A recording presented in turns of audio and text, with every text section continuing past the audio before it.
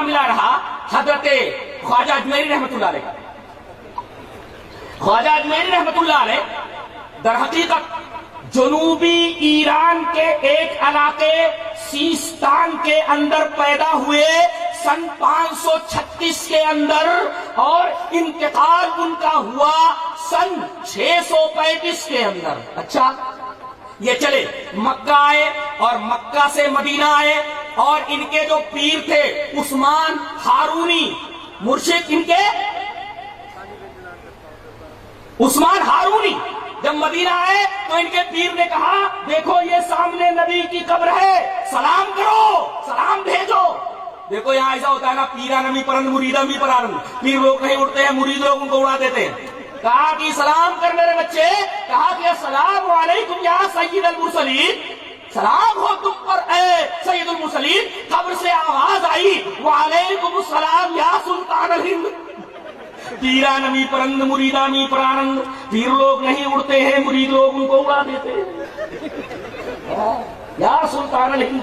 اچھا پھر یہ بیچارے سن 586 کے اندر، اگر میں حافظہ غلطی نہیں کر رہا تو سن 586 کے اندر یہ لاہور آئے، لاہور سے یہ ملتان آئے، اور ملتان کے اندر یہ 5 سال تک رہے. وہاں انہوں نے سنسکرت سیکھی، سنسکرت کے ماہر تھے اور میرے ساتھ جی راجپوت لوگ آئے، ان کے سامنے سورہ اخلاص کی تفسیر انہوں نے سنسکرت میں کی تھی.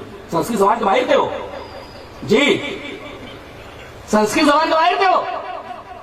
اور زبان جہاں تک معاملہ ہے قبر سے جواب آنے کا بالکل صحیح نہیں ہے، اس لیے کہ بات حدیث کے خلاف ہے. حدیث اس طرح وعن ابی ہریرہ رضی اللہ تعالی عنہ قال قال رسول اللہ صلی اللہ علیہ وسلم انا سید ولد آدم یوم القیامہ واول من ينشق عنه القبر واول شافع واول مشفع. رواه مسلم فی کتاب الفضائل. حضرت امام مسلم رحمہ اللہ اس حدیث پاک کو ایسے کتاب الفضائل کے اندر لائے. حضرت ابو ہریرہ فرماتے ہیں کہ جناب محمد رسول اللہ صلی اللہ علیہ وسلم نے ارشاد فرمایا کہ میں قیامت کے دن تمام اولاد آدم کا سردار، اور سب سے پہلے میری قبر پھٹے گی.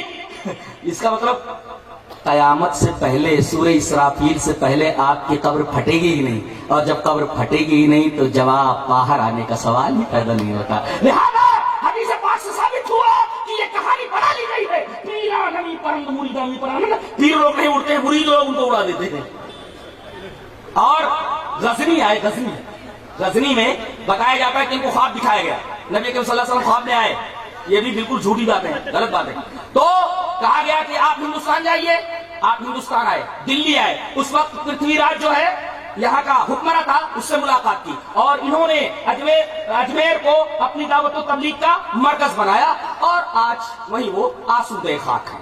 انہوں نے یہ نہیں کہا تھا کہ میرے مرنے کے بعد میری قبر پکی بنا لینا اور میری پوجا کرنا. جی اگر وہ راجپوتوں کو ان کے دربار میں ان کے پاس آتے ہیں وہ تو سورہ اخلاص کی تفسیر کرتے ہیں. وہ سورہ اخلاص پوری کی پوری توحید کے اوپر ہے. سورہ اخلاص کی تفسیر وہ سنسکرت کے اندر بیان کرتے تو کیسے کہہ سکتے کہ میرے مرنے کے بعد تو مجھے کارساز بنا لینا اور مجھے مشکل کشا مان لینا، مجھ سے درخواست کرنا میری بگڑی بنا دینا؟ یہ کیسے سکتا؟ جو بات انہوں نے کہی ہے. تو کب آئے ہیں یہ 586 میں تو یہ ملتان گئے ہیں لاہور سے. اچھا اور ملتان 5 سال رہے، تو 86 کے اندر 5 سال اور بڑھا دیجیے، یہی کوئی 592 وغیرہ کے اندر وہ ہندوستان آئے. نبی کریم صلی اللہ علیہ وسلم کے 500 سال بعد، اور اسلام تک پہنچا ہے سن 15 کے اندر آ گیا تھا.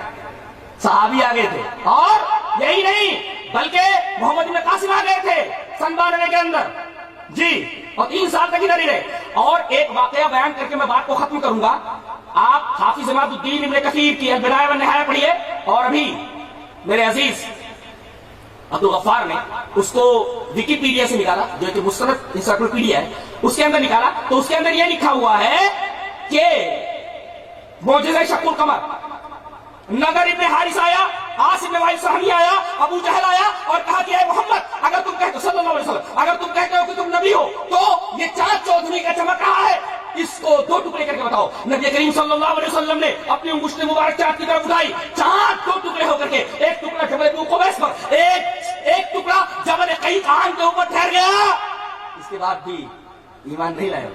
حقیقت یہ ہے کہ اگر آدمی حق کو قبول نہ کرنے کا فیصلہ کر چکا ہو تو آسمان سے اگر فرشتوں کو اترتا وہ دیکھ لیا، مردے اس سے بات کرنے لگے، وہ ایمان نہیں لاتا. اگر آدمی حق کو نہ قبول کرنے کا ذہنی فیصلہ ہوا دیکھ لے، یا مڑ کے اس سے بات کرنے لگے تو وہ ایمان نہیں لاتا، ایمان نہیں لاتا جی۔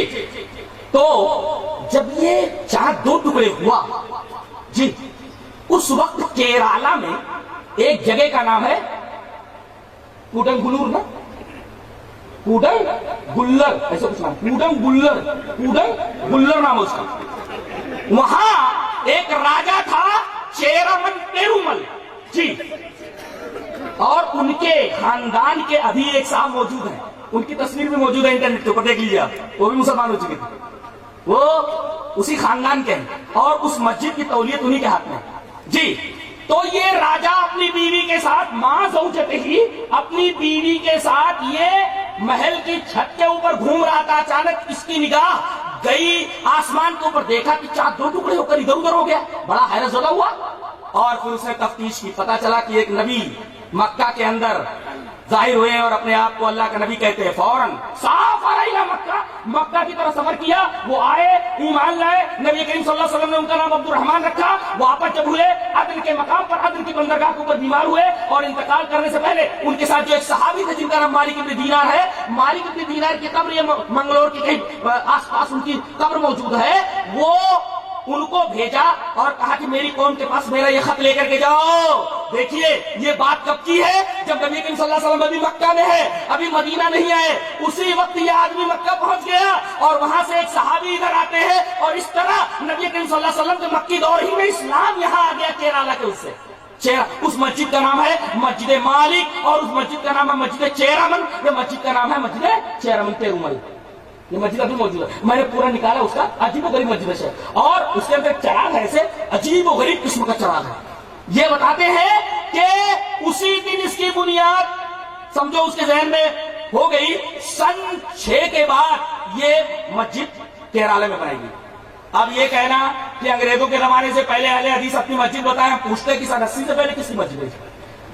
آپ جواب دو، اہل حدیث کے پاس تو جواب پہلے سے تیار ہے قرآن و حدیث کی روشنی میں۔ تو حضرت خواجہ اجمیری آئے ہیں تقریباً 592 کے اندر، اس سے پہلے اسلام یہاں آ چکا ہے، لہٰذا یہ کہنا کہ انہوں نے ہی سب سے پہلے آ کر کے اسلام پھیلایا، یہ بات پائے تحقیق کو نہیں پہنچتی۔